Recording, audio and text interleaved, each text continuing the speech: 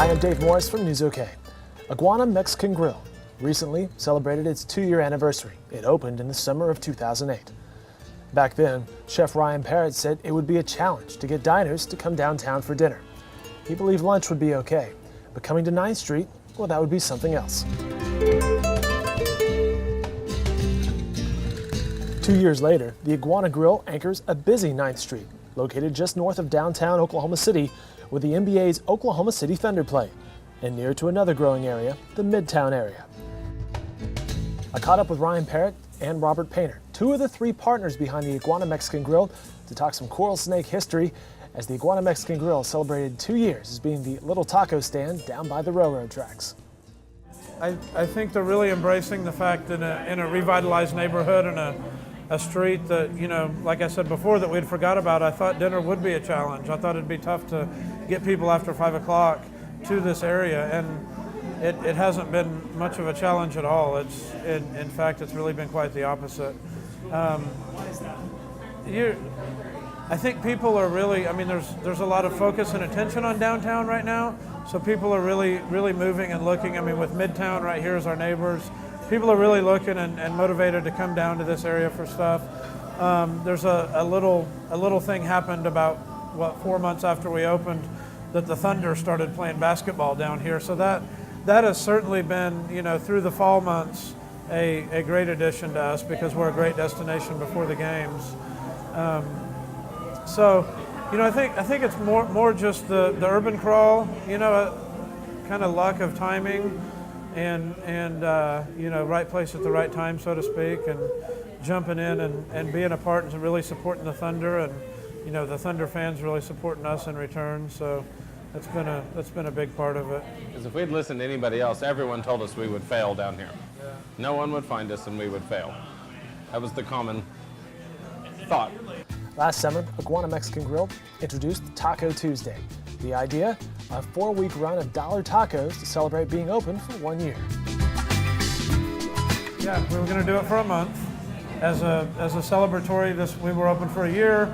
Let's do a Tuesday night taco deal and do it for a month, and then obviously, I think the 3rd week of that, we said this is not going to stop, you know. So 150, 300. Yeah, you know, 150 first week. Yeah. Now we're up to, you know, right at 2,000, just under 2,000 every week. So. Not only did Taco Tuesday turn out to be a successful marketing campaign, it allowed Chef Ryan Parrott, Chef Lee Bennett, and the others in the Iguana kitchen to get creative with the tacos. These weren't just beef and cheese. Absolutely. We do a lot of fun stuff. They're different every week.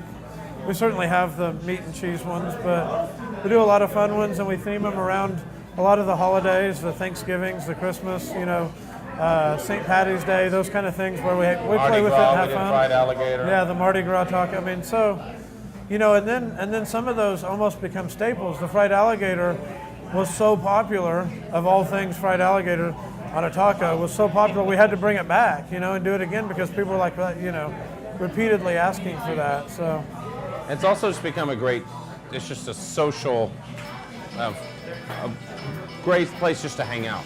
I know there's tables of now 8 and 10 people that did not know each other before. They met coming here, they met on Twitter and that kind of a thing, and now they come here together as groups, as new friends that have done. So it's just been kind of a really amazing process to watch that happen. You know, as much as they'll wait an hour and a half. Last week, I think it was 2 hours for someone to eat dollar tacos and inexpensive tacati. You know, it's something to do on a Tuesday. It's a great environment down here. It's just the street itself is just becoming a really great asset to the city. To celebrate year number 2, Painter and Parrott introduced half-price menu. This time, appearing for one night only. Pretty overwhelming. We started late somewhat intentionally because I didn't want to promote it for a real long time. We started 2 days before and said, hey, you know, on Monday we said, hey, Wednesday it's going to be half off. We had a big anniversary cake and we all sang happy birthday to Iguana, blew out candles, and so it was a fun deal. Both Parrott and Painter have been in the restaurant business for a long time. Still, there are lessons to be learned. Just don't underestimate anything. We've pretty much gone against everything that we were ever taught. I mean, simple things of 3 weeks opening a restaurant. Head chef, business partner goes on vacation for 3 weeks. and we survived. The world didn't fall, the restaurant didn't fall, everything was okay. You know, it's just take care of the people, take care of yourselves, have a nice balance of life. Enjoy, you know, our other business partner, Steve, has made a demand that we balance our life, our work, our community, and our family. And if we do those three things, we'll be okay. And it's proven to be really, really amazingly a blessing. And the success that's come along with it's been just unbelievable. Before the Iguana Grill, there was the Iguana Lounge, which was located on Northwestern near Nichols Hills. It was operated by developer Steve Mason. It closed in 2003. After being closed for 5 years, Mason looked to reopen the Iguana, but not on Western, and not on 9th Street either. The original relocation was to be at 1015 North Broadway. But Mason saw promise in a forgotten block on 9th Street, just east of Automobile Alley, a neglected 1905 garage at 9 Northwest 9th, surrounded by abandoned, derelict homes. Over $1 million was spent turning the garage into the Iguana. We had the original Iguana Mexican Grill up on Northwestern, and it ended, I would say, we needed a building that needed about $500,000 repairs. We didn't have any parking. We lost our parking when Panera was built, and it became tired. So we closed it. 4 years later, we got parking. We got a brand new building in a 1905 building, but it's basically brand new. And we have a bunch of excited managers and wait staff, and it's not tired anymore. About 3 years ago, I started buying buildings down here. I ultimately ended up with 8 buildings. And one day I was talking to Robert Painter, who used to work at the Iguana, who wanted to reopen the Iguana. And we felt that this part of town, Automobile Alley, Midtown, was the next area that was going to pop. You had this already large group of young people living down here with the projected influence of new people coming downtown. It was actually my suggestion to turn this side into Iguana, and he called me Mr. Chaos. I thought it was a little crazy.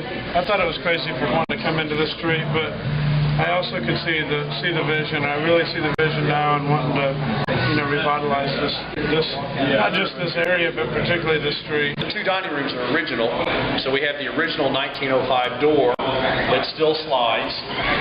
That in the 20s or 30s, if you brought your car into this building to be worked on, you came through this door. I believe by coming half a block off to Broadway in an area with trees and it's quiet, you don't feel like you're downtown with me. It's a suburban setting that's green, but it's 9 blocks from downtown.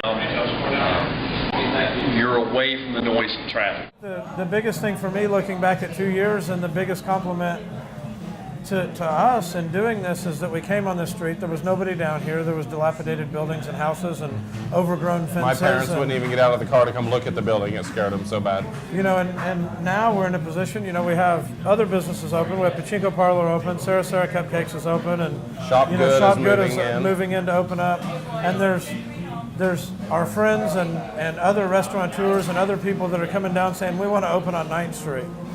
Whereas Steve probably gets 5 or 10 emails a week of people wanting to do something down here. It wasn't going to be on 9th Street. It was going to be on Broadway. It's going to be on Broadway, next door to Bicycle Alley. 6,000 square feet, 300 seats, 4 parking spots, no patio.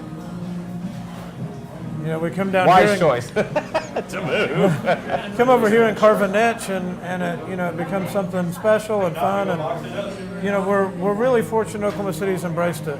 Being gone for 5 years, it was probably more scary. Are we going to be able to recreate what they remember about Iguana? Absolutely. Remembers. And and whatever memory you have from 5 years ago in your head of what it was, hopefully you can try to spark that memory. And for the most part, we've done a good job with that. We've certainly added our twist to everything, but. So there you have it. 2 years of Iguana Mexican Grill, 1 year of Taco Tuesday. What could be next? Fried chicken and champagne. Yeah. We're going to start doing fried chicken and champagne on Monday nights. Yeah, something completely off the wall that you would never think from a Mexican restaurant. So, yeah, A split of champagne and a half of a chicken. Fried jalapenos and pickled onions. so something fun.